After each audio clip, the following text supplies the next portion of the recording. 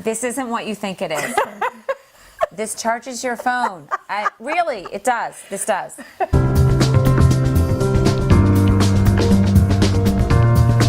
My guest today is passionate entrepreneur Sue Zimmerman. Sue is a mother of 3 girls who are now in high school and in college, but she found that raising her kids while having her own businesses gave her what many moms crave. An outlet for her talents, a way of staying connected with other adults, and perhaps best of all, a flexible schedule that allowed her to be home with her family. Sue's had many businesses over the years, but now she runs a very successful boutique, a retail boutique in Cape Cod called Sue-Be-Doo. And because she also happens to be a rock star at online branding and social media, she now teaches other people how to maximize their online presence through social media and online branding. Sue, thanks so much for coming and being on my show today. Thanks for having me. I'm excited to be here. Sue, I know you've had 16 businesses since you were a teenager. I mean, that's amazing. Is there one that stands out in your mind about one that really catapulted your success? Yeah, I have to say it was probably the first one I started right out of college. I had a job offer that had fallen through, so I needed to figure out what to do next. Right. So I started, at the time I was hand painting clothing and really loved doing it. Okay. So I turned it into a business called Color Me, and I was hand painting all different types of clothing. But the one piece of clothing that I got the most requests for were boxer shorts. Oh, of course. Yeah, it was the early 80s, and it was a new trend. Boxer shorts I is outerwear. that. You do? Yes, absolutely. So we were painting college mascots and names of locations, and the demand just kept coming every day. As quickly as I painted them, they would dry and then they would sell. Wow.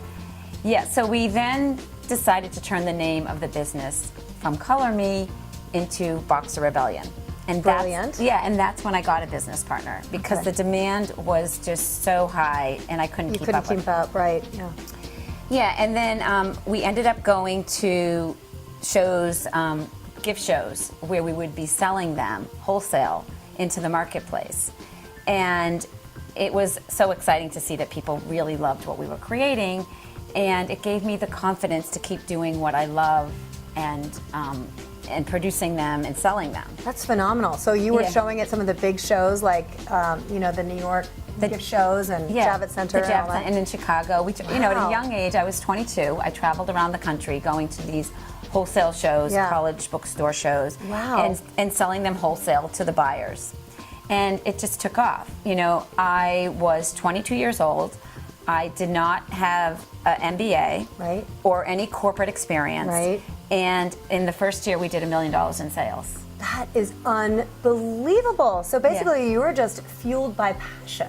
I was fueled by passion, and the marketplace, the success of the marketplace just really made me realize that what I was producing, doing what I loved, was so well received. It was just positive reinforcement. And for me, it just kept me going. I never felt like it was work. It was doing what I loved and making money doing it, and thankfully paying for my rent as a young, 22-year-old. I was able to afford the lifestyle I wanted at that time. Right. Oh, that's brilliant. Yeah, so it was really fun. Wow, what a success story. That's incredible. Did you have any one of your businesses that didn't go so well? Yeah, as a matter of fact, I did. Let me think. It was my treasure tape business. Okay. Treasure tape was a double-sided tape that we brought in from another industry. Actually, it's toupee tape.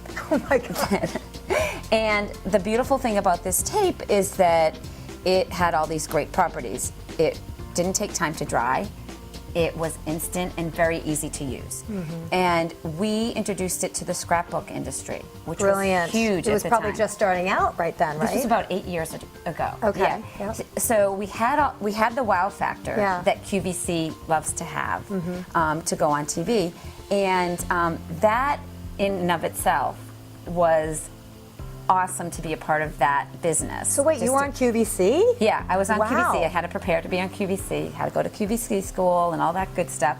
But I was very nervous, but knew that this was a once-in-a-lifetime opportunity that I had to seize. So we did well on QVC, but that actual business failed. We were in serious debt. It was an item that we could not patent.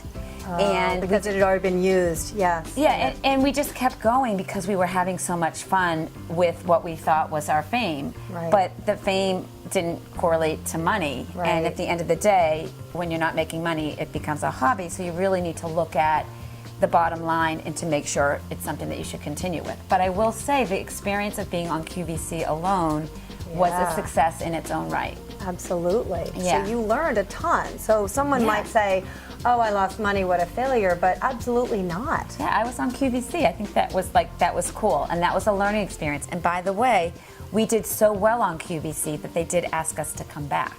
So they look at a certain percentage an hour, a minute that you're selling. Of how much you're selling, Yeah. You're right. And then if you reach those numbers, they invite you back.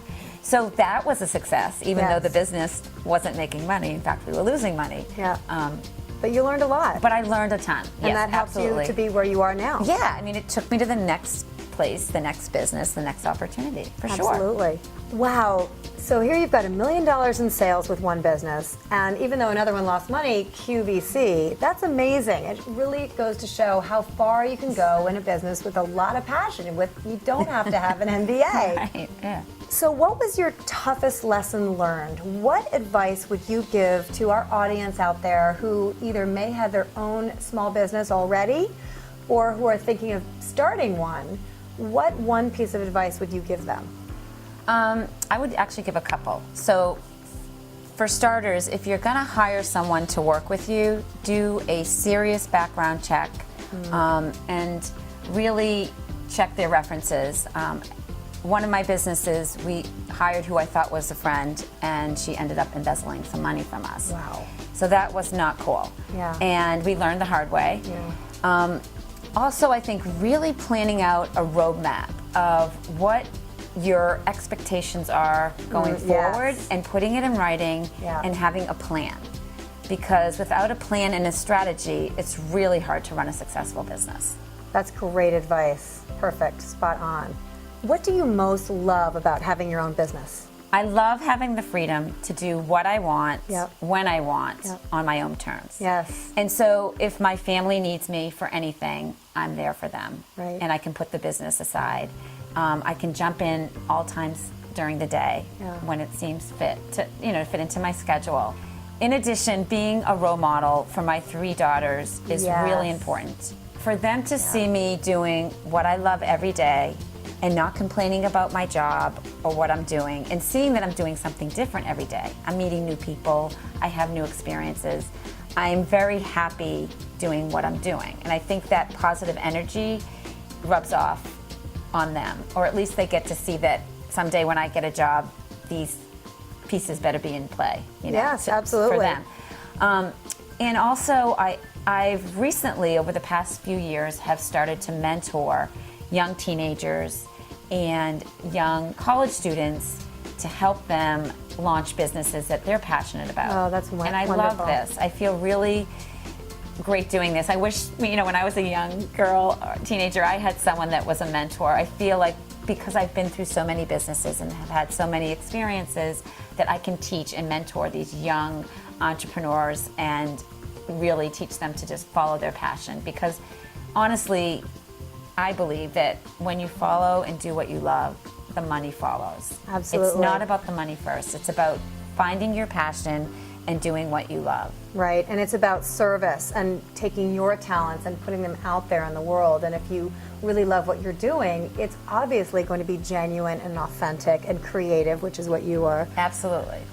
And now I'm really excited because, as you know, my new business, I get to teach and empower women business owners how to promote themselves online so that they can be more successful. Right, because you're so good at online branding, any kind of branding actually. Thank you. And you're killer at social media. Unbelievable. You've taught me so much.